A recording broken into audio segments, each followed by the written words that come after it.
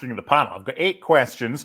Each will take 2 of these questions. I'll decide which 2 each person gets, but if anybody has a strong opinion on either the question or the answer given by the designated answerer, then feel free to jump in. I want to start with you, Janusz. What do you think might be the biggest storyline in football of 2025? Ooh. Yeah, I don't know. Club World Cup will actually be successful. And I don't have an explanation for it, why it will be, because everybody's so against it, right? But I mean, it's just, it's always that way. And look, when anything like that starts at first, it's always difficult. We have to remember some of the big clubs aren't in it because of the system of how you qualify. Rest assured that Liverpool's, Barcelona, whoever's not in, eventually going to be there. But I think this is going to be eventually a big event. Okay, that's the 3 seconds up, and there's no one willing to go near what Janusz has said. So we move on to the next one. Shaka. Mohamed Salah. Look, the question here is he'll either leave or he'll stay at Liverpool. I want to change that slightly because most people have had their say on this one. When will Mohamed Salah's future be decided? When will the contract be signed, or when will the nope, I'm leaving be announced? April 27th. That's what I'm going for. Hold up a second. Listen, I felt that I'm struggling to see Mo Salah in a shirt other than a Liverpool shirt. And I'll be honest, I said the same thing about Lionel Messi with Barcelona, and he within days moved to PSG. But I felt that there was a greater chance. What was it, 2 years ago now? Or was it last time? I can't even remember.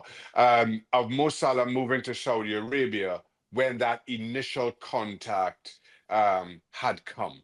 He'd kind of fallen out with Jurgen Klopp. He said a few things, either to the press or one that kind of jumps out at me is in the mix zone after one game that I thought really spelled the end of Mo Salah at Liverpool.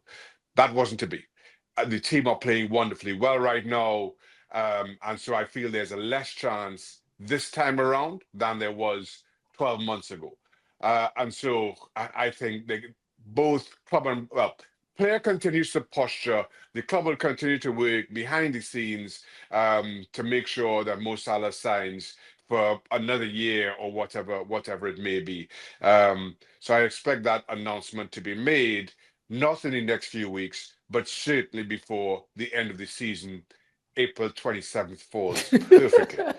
That's a Sunday. Liverpool might play that day because they've got Spurs, and that's likely to be moved for TV. So we interrupt this broadcast with breaking news that Mohamed Salah, as predicted by Shaka Hislop in January, has indeed extended his stay at Liverpool. That's one for the ESPN FC diary. Next one, LME. You had possibly the worst take I have ever heard with Ruben Amorim's start to his Manchester United campaign. You basically said he's going to win everything. Club World Cup, Figure Skating World Championship, and men's 100 meters at the Olympics. He did. Don't forget a Golden Globe.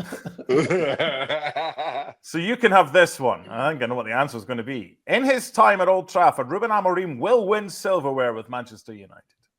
Yes. Now, what silverware that is and when, I don't know. But I see him winning something. It could be a Conference League trophy. It could be maybe something like the League's Cup in the future. Look, yes, I put my hand up. I absolutely got that wrong big time. But the sentiment remains, though. I do still believe that Ruben Amorim is the man for this job. It's just that the mountain is Everest. And he really has to take time in making sure that this project works out. And that's going to take longer than weeks, months. We have talked about this in the show over and over again. So I do see him winning silverware. Yes, I don't think it's going to happen anytime soon. But I think he is the man for the job, and he's the right person to do it. Everything that he said everything that he has said in press conferences to me speaks of the man who make this happen. I just think it's going to take some time. Right, we have one or two audio issues which we will resolve to resolve. Next one for Janusz.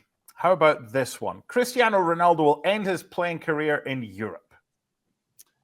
I could see that, but not if he wants to score the 1,000 goals. You know, if he wants to score the 1,000 goals in his career, I'd stay in Saudi Arabia. I'm sure he's going to get there by next season. No, I'm not even sure how many he has, but you know, I'm a romantic. I think that it could happen. I'd love to see him coming back to Sporting, where it all started. You know, I've said that about Messi. Still, you know, I don't know, you know, if he's ever going to come back to Barcelona, but if there's a way, I would love to see that as well, even if it's just for a short period of time. So look, I mean, you have to cater to him. You have to build your team in a specific way. We saw that even at his, you know, when he was at his best before he went to Saudi Arabia. So that's not an easy one. But here we are talking always about these number 9s and teams missing number 9s.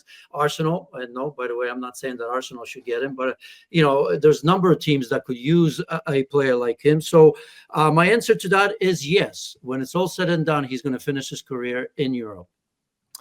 Shaka Hislop, next question for you. Someone who was in the England squad to face Chile back in the day, but never got on the pitch at Wembley. So I'll ask you about the England manager, Thomas Tuchel. Will he struggle to do what he did as a club coach with the rigors, if that's what you want to call them, of international football? Well, it's a different ask, an international coach from a club coach. But I see no reason to suggest that Thomas Tuchel will struggle. He showed himself to be a very good coach, very accomplished coach. Again, yes, that's at club level, and it's a very different ask. You've also seen England perform, to their credit, well in international tournaments under Gareth Southgate. Okay, they've been far too pragmatic, particularly for the England fans, but they show now that they're a team that can win games, that they have talent in every single position. All those ingredients put together, I see no reason to suggest that Thomas Tuchel will struggle. LME, Carlo Ancelotti, a kind of a two-part question here. One, is this his last season with Real Madrid? And two, can you see the Brazil national team job in his future? Oof, this is a good one. I think it depends if he wins La Liga or the Champions League, to be honest. Florentino Perez acts on recent bias and trophies, despite the fact that he's the most successful manager in terms of trophies of Real Madrid history. So there's one aspect there. I think Brazil continue to be an identity-less driven project right now. And even though they're so stubborn and hesitant about hiring a Brazilian to do the job, they have to look outside of the box. And Ancelotti, as you mentioned, remains somebody like that. I will throw in something else, by the way. Xabi Alonso has a reported release clause or a gentleman's agreement with Bayer Leverkusen beginning the summer of 2025, where with 3 clubs, we don't know the clubs, but we can definitely guess, and one of them being Real Madrid, if they come in for him, that Bayer Leverkusen will not get in his way. So there is that situation. To me, it's about if Ancelotti wins something major, Champions League or La Liga, I think he stays. If he doesn't, I think the door opens for many. But I would love to see Ancelotti manage the Brazilian team. I would love Carlo Ancelotti in CONMEBOL World Cup qualifiers. It would be amazing popcorn-driven cinema. Yeah, just wait till he has to go to Ecuador for a lunch kick off on a midweek Wednesday. Yes, Jack. Is Carlo Ancelotti not the most likable coach in world football? 100%. I have nothing to add other than I love Carlo Ancelotti. I really do. I just wanted to. If you're watching Carlo, I just wanted you to know. Yeah, just you know, you never know. Carlo might be flipping open his Lionel Messi LME book and thought, let me tell you. There you go. Preach, Carlo. Shaka, preach. But Shaq, you're the most beloved member of the ESPN FC team, so that's also true. Yeah, being nice can have a part to play in this world as well, you know. Let's get Carlo on ESPN FC one of these days. Yes, I'm sure he'll jump on. Next, Janusz, as we wrap this up, we've got 2 more. This is the penultimate question. Erling Haaland's next club, whenever he leaves Manchester City, will be in Spain. Well, there's only a couple clubs. It has to be. Yeah, it may be. It may be. But where are you going? Barcelona or Real Madrid? Barcelona for Lewandowski makes more sense. For some reason, I know that all the talk has been about him and Real Madrid, or the links even before he came to Manchester City. I don't see it for some reason. You know, I mean, you know what? You know how I feel about Erling Haaland. You know, in order to go to Barcelona or Real Madrid, you have to play football. Scoring goals is just not enough.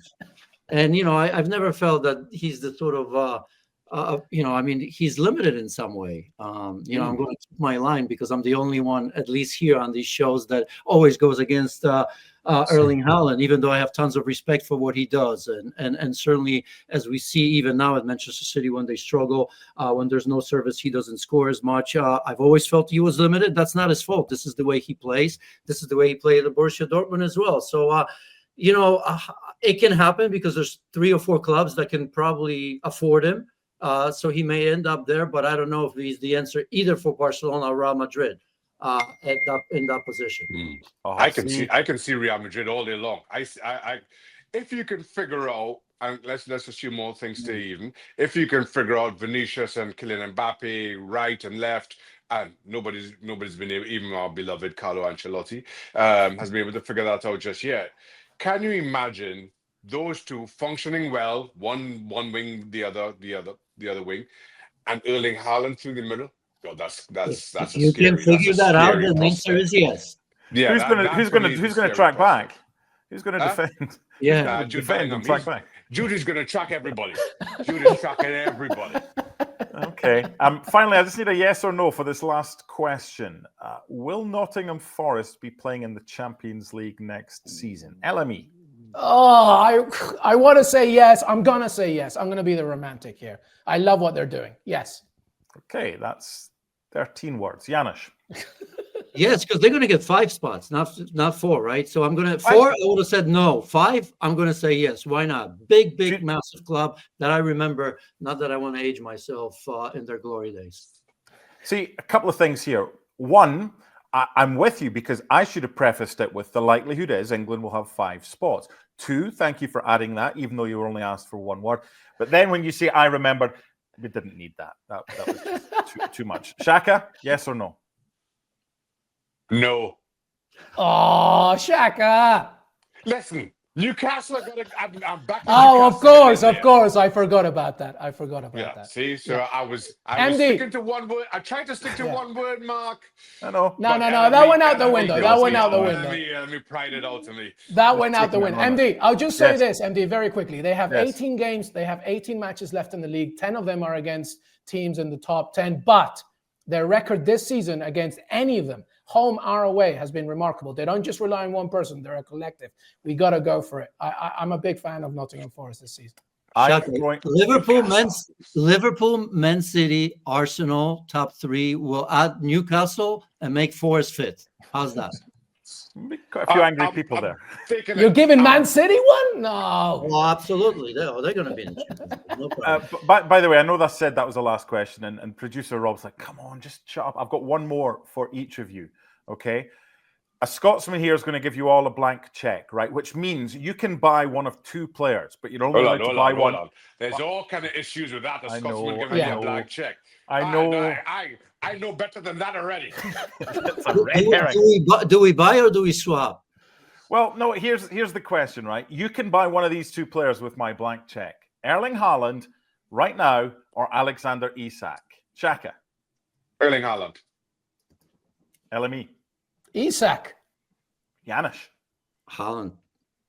Isak for me. It's a tie. Join us next week.